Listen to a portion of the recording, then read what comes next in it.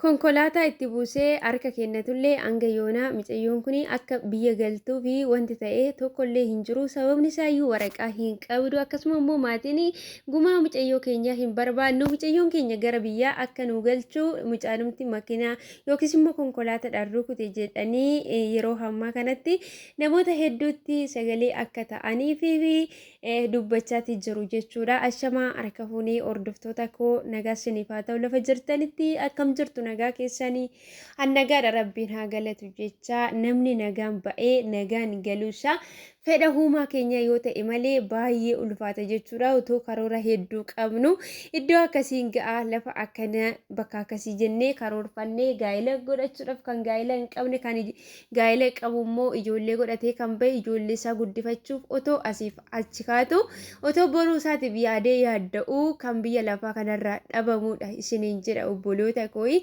Egaa haaraa kan dhuftanii noora baga nagaan dhuftanii hanaa dhufu isiniin jedheera subscribe gochuutii hin dagatina.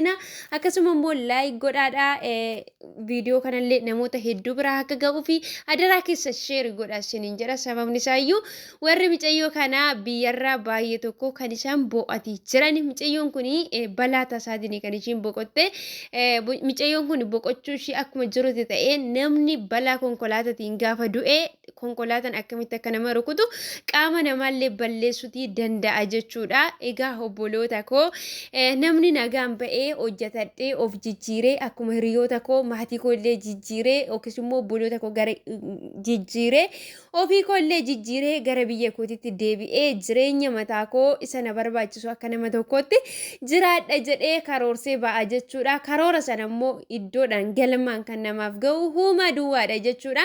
Gaafa fayyaa qabnu gaafa nutti tolee jiru uumaa keenya illee yaadachuutii hin dandeenyu jechuudha.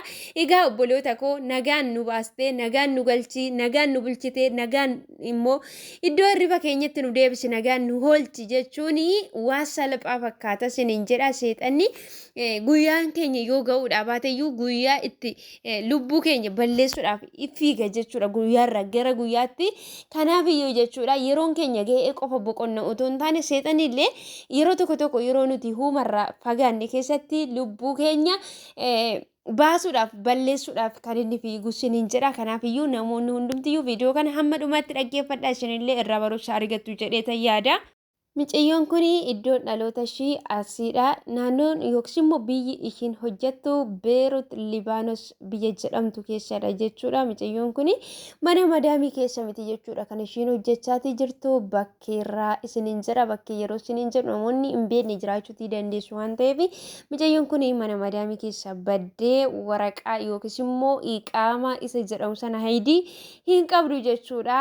Baatee sa'aatii yookiis immoo manuma madaamii bakka hojii iddoo argattu jechuudha. Sa'aatii yookiin immoo guyyaadhaan hojjettee obboloota akka ishee wajjin mana kireeffattee mana sanatti deebitee galte jechuudha. Hojii guyyaarraan gara guyyaatti hojjettee akkuma yeroo kaanitti jettee mucayyoon kun hojii ishiitii fi otoo deemaa jirtu naannoo Beerut Libaanoo keessaa Antuliyyees iddoo jedhamu jechuudha. Nattillee hin dhiyaata achitti jechuudha. Mucayyoon kun kan ishiin boqottee jirtu konkolaataatu rukute jechuudha.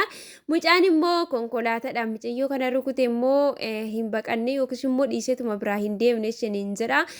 Mucaan kun deemeet mootummaatti harka kennatee jira jechuudha. Garuu yeroo ammaa kanatti obboloonni akka ishiitillee gargaaranii gara biyyaa galchuudhaaf warri ishii dhiyoo jira warri ishii wajjin hojjetanii akkuma ishii seera qabeessa otoo hin taane warroota waraqaa hin qabne waraqaa hiyyamaa yookiis immoo iqaamaa kan hin qabnedha waan ta'eef karaa seeratti isaan illee seeraan galtu jedhanii mucayyoo kana imbaasitti dhiyeessuu yookiis immoo karaa seeratti mucayyoo kana hordofsiisuudhaaf waraqaa eenyummaa isaan barbaachisa waan ta'eef waraqaa sana hin qabanii. Kanaaf iyyuu ija guutanii seera fuuldura dhaabatanii mucayyoo kana gara biyyaa akka galtuuf sagalee ta'uu fi hin danda'an jechuudha. Kanaaf iyyuu maatiin biyyaa yeroo ammaa kanatti mucayyoo keenya erga fayyaa ishii dhabne nuti gumaa ishiitis hin barbaannu. Namichi inni mucayyoo kanatti konkolaataa buusee inni harka kennatee harka mootummaa keessa jiru kuni mucayyoo keenya gara biyyaatti nuuf haa galchuu nuti reeffa mucayyoo keenya barbaanna malee gumaa mucayyoo keenya hin barbaannu jedhanii yeroo ammaa kanatti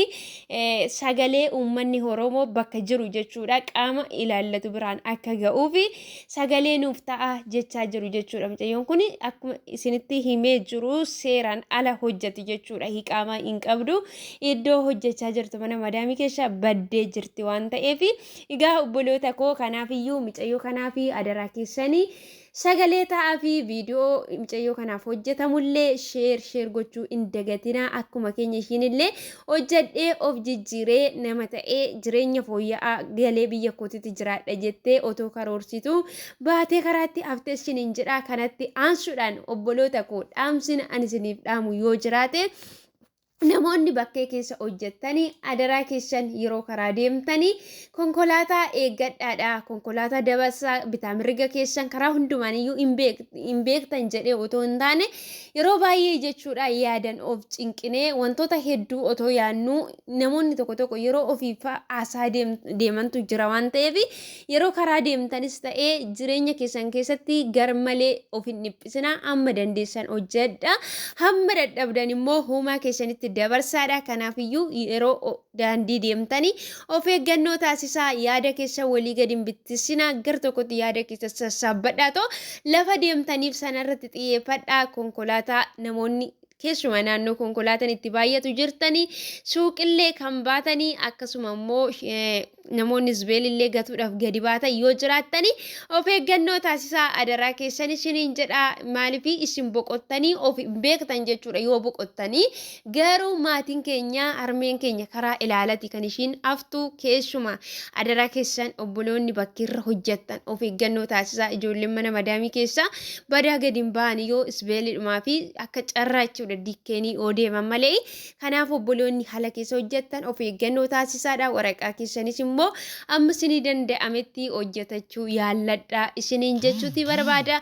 Namoonni mana madaamii keessa jirtan immoo mana madaamii keessaa hin badinaa isiniin jedha. Manni madaamii keessa badanii qarshii argachuun gaarummaa akkuma ta'e kinoo wanti tokko yoo nama mudate seeraan haala waan ta'eef lubbuun namaallee hin gaagga'amti isiniin jedha. Yoo dhukkubsatanillee kan mootummaa seenuti hin dandeessan mana yaalaa baay'ee tokko jechuudha kan isin rakkisu. Kanaaf mana madaamii keessa jirtu iqaama isiniif hojjetama yoo ta'e yoo dhukkubsatanillee mana yaalaa deemtanii assuraansii qabdu waan ta'eef iyyuu yaalamuuti dandeessu jechuudha. Kanaaf iyyuu mana madaamii keessa illee harka hargitanitti baatanii hin deemina. Isiniif hin taane yoo ta'e obboloonni ala keessa jiran isin ababbalanii isin baasuudhaaf karoora qabu yoo ta'e hin bayina. Gara biyya keessanii deematoo birri baasatoo deema gara biyya Arabaa yookiis immoo biyya biraa jijjiirradhaa malee lubbuu keessan hin nyaannatti akka hin dhabne isiniin jedha obboloota koo. Ittaasuudhaan immoo akkuma amantaa isaatti namni kamiyyuu na oolcha kan jedhutti isatti amanatee jirutti galigalaaf ganama yeroo hundumayyuu lubbuu isaa galfata haalaatu isiniin jedha obboloota koo. Kanaafiyyuu adaraa keessan of eeggannoo taasisaa isiniin jechuuti nan barbaada. Hanga hammaatti waan na wajjin turtaniif galatooma. Warri laayikii hin goone laayikii godhaa. Sabskiraayib illee kan hin goone sabskiraayib gochuudhaani na jajjabeessaa isiniin jedha. Amma viidiyoo biraatii walitti deebinutti nagaan naa turaa. Turtiin keessan turtii bareedaa haa ta'u.